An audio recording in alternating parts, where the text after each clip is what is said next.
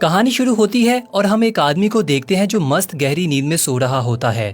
तभी वहाँ पर एक घोड़ा आता है और इस आदमी को बालों से पकड़कर घसीटता हुआ ले जाता है और इसका मुंह पानी में डुबो देता है। असल में इस घोड़े का अपने मालिक को जगाने का एक खास अंदाज था जिसे वो हर रोज सुबह के वक्त फॉलो करता था। इस आदमी का नाम ल्यू और घोड़े का नाम रेड है। ल्यू उठता है और अपने घोड़े को एक खास जगह पर बांध देता है और खुद वहीं सो जाता है। तभी हमें सीन में दो लोगों को दिखाया जाता है जो आपस में बातें कर रहे होते हैं कि ये मास्टर ल्यू है जो कभी हांगकांग में स्टैंडमैन हुआ करते थे और आज इनके खाने के लाले पड़े हुए हैं। सीन शिफ्ट होता है और हम ल्यू को देखते हैं जो एक जगह पर बैठा बियर की बोतलें खाली कर रहा होता है। तभी यहाँ पर दामी नाम का एक आदमी आता है और ल्यू से पैसे मांगता है, लेकिन जब ल्यू बात टालता है तो वो आदमी इसका बैंकयार्ड या घोड़ा देने के लिए कहता है, लेकिन ल्यू मना कर देता है। इस पर दामी को गुस्सा आ जाता है और वो कहता है कि मैं तुम्हारा घोड़ा जरूर लेकर रहूंगा। इस पर इन दोनों के बीच में लड़ाई शुरू हो जाती है और ल्यू दामी और इसके चमचों को खूब पीटता है और नीचे आकर अपने घोड़े को भी बचाता है। इसके बाद ल्यू घोड़े पर बैठता है और भागता हुआ एक शो पर पहुंच जाता है।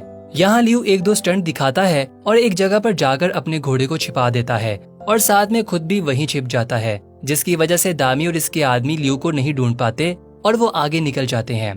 अगले दिन ल्यू अपने घोड़े के साथ बैंकयार्ड में होता है। तभी वहाँ दो लोग आते हैं। ये दोनों ल्यू को बताते हैं कि आज से 3 साल पहले तुम्हें ये घोड़ा एलन पा से मिला था। इस घोड़े को लेकर जूना और एलन पा के दरमियान 3 साल लड़ाई चली और अब ये लड़ाई खत्म हो चुकी है और जूना ये लड़ाई जीत चुका है और इसने इस घोड़े को नीलामी पर लगा दिया है और अब तुम्हें ये घोड़ा इन्हें देना होगा। ल्यू रेड को छोड़ने के लिए तैयार नहीं था, इसलिए वो दोनों को बाहर निकल जाने के लिए कहता है। तभी वहाँ पर दो लोग छलांग लगाते हैं, श्यामू और यंग। असल में ये दोनों ल्यू के साथ नहीं रहते हैं। श्यामू और यंग को देखकर वो दोनों डर जाते हैं और वहाँ से चले जाते हैं। इसके बाद ल्यू श्यामू को नोटिस दिखाता है। यंग ल्यू की बेटी की तस्वीर की तरफ इशारा करती हुई कहती है कि हमें एक वकील की जरूरत है। सीन शिफ्ट होता है। हम ल्यू की बेटी को देखते हैं जो बेहद खूबसूरत और प्यारी थी। इसका नाम पाओ है।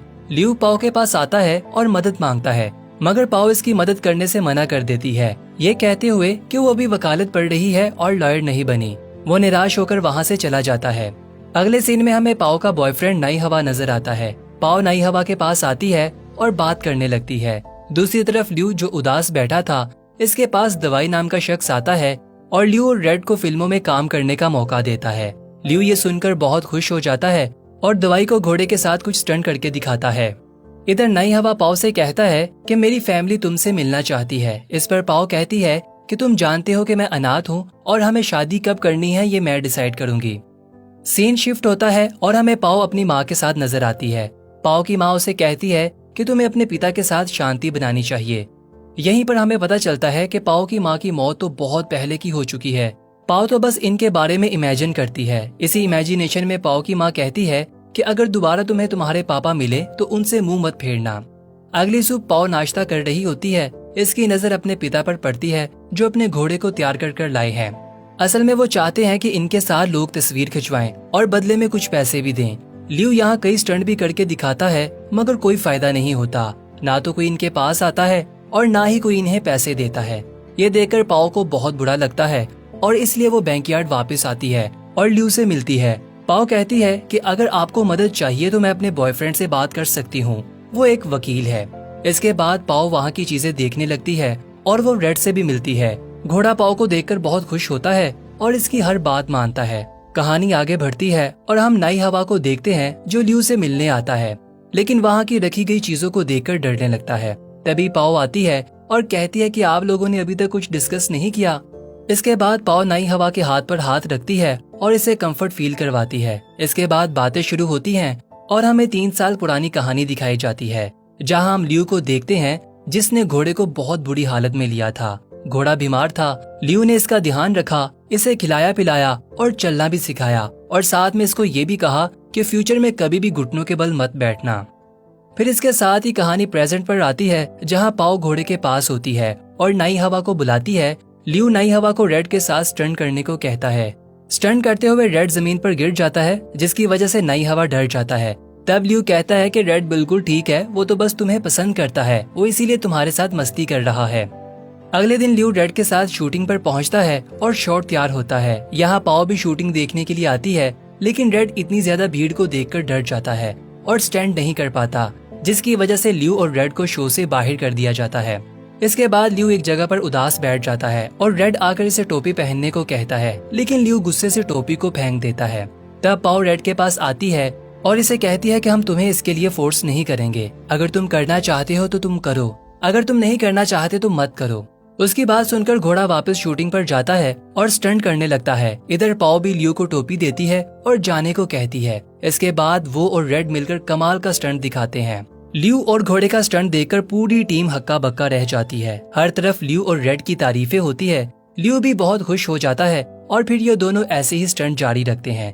सीन शिफ्ट होता है, वही दो लोग फिर से नोटिस लेकर आ जाते हैं। यहाँ पाओ इनसे कहती है कि हॉर्स ट्रेडिंग कोई पब्लिक प्रॉपर्टी तो नहीं है, इसीलिए आप यहाँ से जा सकते हैं। रेड भी इनके नोटिस को चबाकर फेंक देता है और इन्हें धक्का मारकर बाहर निकाल देता है। अगले सीन में ल्यू और पाओ डिनर के लिए जाते हैं, जहाँ दामी आता है और ल्यू से पैसे मांगने लगता है। रेड को गुस्सा आ जाता है और वो आकर दामी को एक जोर की लात मारता है, जिसकी वजह से दामी दूर जाकर गिर जाता है। इस तरह एक बार फिर से ल्यू और दामी के बीच में फाइट शुरू हो जाती है। घोड़ा भी जमकर इन्हें पीटता है। तभी वहाँ पर श्यामू भी पहुँच जाता है और ल्यू की मदद करने लगता है और ये तीनों मिलकर इन गुंडों को अच्छा मजा सिखाते हैं। इसके बाद ल्यू पाओ को पकड़ता है और उछालकर घोड़े पर बिठाकर वहाँ से निकल जाता है। फिर सीन शिफ्ट होता है और हम रेड को देखते हैं जो फिल्मों में स्टंट करता है। ल्यू भी इसके साथ स्टंट करता है, लेकिन इसी के बीच एक स्टंट के दौरान रेड को चोट लग जाती है और वो घायल हो जाता है, जिसकी वजह से पाओ को गुस्सा आता है और वो ल्यू के पास आकर कहती है कि आप ये स्टंट करना कब बंद करेंगे। इस पर ल्यू कुछ खास जवाब नहीं देता। अगले दिन ल्यू और पाओ डिनर पर नई हवा के परिवार से मिलते हैं। यहाँ ल्यू काफी अनकंफर्टेबल फील कर रहा था और वो अजीब सी हरकतें भी कर रहा था, जिसकी वजह से पाओ कहती है कि मेरे पापा बड़े लोगों के साथ एडजस्ट नहीं कर पाते, वो कुछ ज्यादा ही सिंपल हैं। ये सुनकर ल्यू नई हवा की फैमिली को कहता है कि आप मेरी वजह से मेरी बेटी को रिजेक्ट मत कीजिएगा, वो बहुत अच्छी है। डिनर खत्म होता है। नई हवा और इसकी फैमिली वापस चले जाती है। इनके जाने के बाद पाओ ल्यू पर बहुत गुस्सा करती है और इन्हें नई हवा की फैमिली के साथ अच्छे से बर्ताव ना करने पर जम के डांटती है। इसके साथ ही वो इनसे कहती है कि आपको रेड के साथ अच्छे से बर्ताव करना चाहिए। सीन शिफ्ट होता है और हम पाओ को देखते हैं जो रेड के साथ बैठकर टीवी देख रही थी। टीवी पर पाओ अपने फादर और रेड के स्टंट देख रही थी। यहीं पर ल्यू भी होता है। टीवी देखते हुए पाओ अपने पिता से कहती है कि आप बहुत कूल हैं। ये सुनकर ल्यू की आंखें नम हो जाती हैं और पाओ की आंखों से भी आंसू निकल जाते हैं। तभी सीन शिफ्ट होता है और हम 8 साल पहले पहुंच जाते हैं। यहाँ ल्यू होता है जो बहुत ही ऊंची जगह पर स्टंट कर रहा था। ये स्टंट करते हुए ल्यू अचानक से नीचे गिर जाता है और इसके सर पर गहरी चोट आती है। इस चोट की वजह से ल्यू को पूरे 8 महीने तक कोमा में रहना पड़ता है। असल में ये ल्यू अपनी बेटी को बता रहा होता है। ल्यू कहता है कि इन 8 महीनों में काम ना करने की वजह से मेरा दिवालिया हो गया था। तुम्हारी माँ से भी मैं नहीं मिल पाया। पाओ कहती है कि माँ की तरफ से मैं आपको माफ करती हूँ। फिर इसके बाद दूसरी तरफ दामी बैंकयार्ड में रेड के पास आता है और इसे इंजेक्शन लगाने की कोशिश करता है ताकि वो इसे अपने साथ ले जा सके। तभी रेड की आंख खुल जाती है और ये सब मिलकर इसको पकड़ने की कोशिश करते हैं।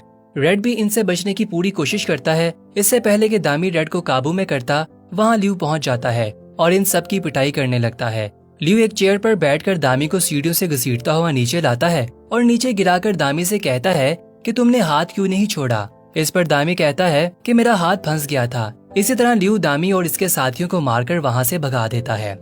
फिर इसके बाद अगली सुबह फिल्म स्टार युवान ल्यू के पास आता है और ये दोनों बैठकर चाय पीते हैं और ढेर सारी बातें करते हैं। युवान ल्यू से कहता है कि अगर इस दिन हांगकांग में आप ना होते तो शायद आज मैं जिंदा ना होता। युवान कहता है कि मैं आपके साथ एक फिल्म बनाना चाहता हूँ। मैं चाहता हूँ कि आप और रेड इसमें काम करें। लेकिन ल्यू कुछ सोचता है और फिल्म के लिए मना कर देता है, जिसके बाद युवान वहाँ से वापस चला जाता है। इसी शाम पाओ और नई हवा ल्यू के पास आते हैं। वो दोनों बताते हैं कि हमें सबूत मिल गया है। ये सुनकर ल्यू बहुत खुश होता है, लेकिन उसी वक्त रेड पीछे से एक टी शर्ट उठा देता है, जिस पर ल्यू पाओ को बताता है कि आज सुबह फिल्म स्टार युवान आए थे, इन्होंने मुझे फिल्म का ऑफर दिया है। ये सुनकर पाओ गुस्सा हो जाती है और वहाँ से चले जाती है। ल्यू कुछ समझ नहीं पाता और अगले दिन युवान के बताए हुए लोकेशन पर शूटिंग के लिए पहुंच जाता है। यहाँ ल्यू अपने घोड़े पर बैठकर सीन शूट कर रहा होता है। तभी इसे अपने घोड़े का ख्याल आता है और ध्यान ना देने की वजह से वो जमीन पर गिर जाता है। इसके बाद ल्यू उठता है और रेड से माफी मांगता है और कहता है कि बस ये अब रुकने का समय है। इसके बाद ल्यू युवान से माफी मांगता है और फिल्म के लिए मना करके वहाँ से वापस चला जाता है। ल्यू रेड के साथ पाओ के पास वापस पहुँचता है और कहता है कि मैंने पहली बार काम छोड़ा है। पाओ ये सुनकर बहुत खुश हो जाती है और दौड़कर आती है। लियू सोचता है कि पाओ इसके गले लगेगी, लेकिन पाओ तो रेड के गले लग जाती है और ये सीन थोड़ा मजाकिया हो जाता है। खैर, अगला सीन कोर्ट के अंदर का दिखाया जाता है, जहाँ केस की समाअत हो रही होती है। लियू ये केस हार जाता है और नई हवा रेड के दूसरे मालिक के पास आता है और इसे कहता है कि आपके लिए भले ये एक गेम है, लेकिन लियू का वो परिवार है। लेकिन इस सब का उन पर कोई फायदा नहीं होता। अगले सीन में लियू रेड के पास होता है और इसे कहता है कि अब हमें अलग होना होगा। तब रेड ग्लव्स लाकर लियू को देता है और ये दोनों लास्ट टाइम प्रैक्टिस करते हैं। लियू रेड के गले लगकर खूब रोता है और अगले दिन इसके नए मालिक को इसे सौंप देता है। इसके बाद नई हवा, पाओ और लियू गाड़ी में बैठकर जाने लगते हैं, लेकिन रेड बार बार इनकी गाड़ी का पीछा करता है और बार बार कीचड़ की वजह से जमीन पर गिर जाता है। तब लियू गाड़ी से उतरता है और जोर से चिल्लाकर रेड से कहता है कि वापस जाओ, और खुद गाड़ी में बैठकर खूब रोता है। रेड वापस लौट जाता है और अगले सीन में पाओ रेड के नए ऑनर के पास आती है और इन्हें अपने पापा के बारे में बताती है। पाओ कहती है कि मेरे पापा से इनका सबसे अच्छा दोस्त मत छीने। अगली सुबह हमें रेड दिखाया जाता है, जो अब फिर से लियू के बैंकयार्ड में था। वो लियू के पास आता है और इसे हमेशा की तरह उठाने लगता है। रेड को देखकर लियू बहुत खुश होता है। वो रोने लगता है और रेड के गले लग जाता है। ये सब पास खड़े रेड का नया ऑनर, नई हवा और पाओ देख रहे होते हैं। रेड का नया ऑनर पाओ से कहता है कि अगर तुम मेरे पास ना भी आती तब भी आज रेड यहीं होता, क्योंकि मैं इसे खुद वापस लाने वाला था। असल में वो खाना नहीं खा रहा था। इसके बाद पाओ और नई हवा भी लियू के पास आते हैं और तीनों रेड के गले लग जाते हैं और इसके साथ ही ये कहानी अपने अंत को पहुंचती है। तो दोस्तों, कैसी लगी आपको घोड़े और लियू की ये यारी? कमाल है ना? वैसे आपका भी कोई ऐसा दोस्त है? अरे मेरा मतलब पेट। अगर ऐसा दोस्त है तो कमेंट करके जरूर बताइएगा। तब तक के लिए बाय बाय।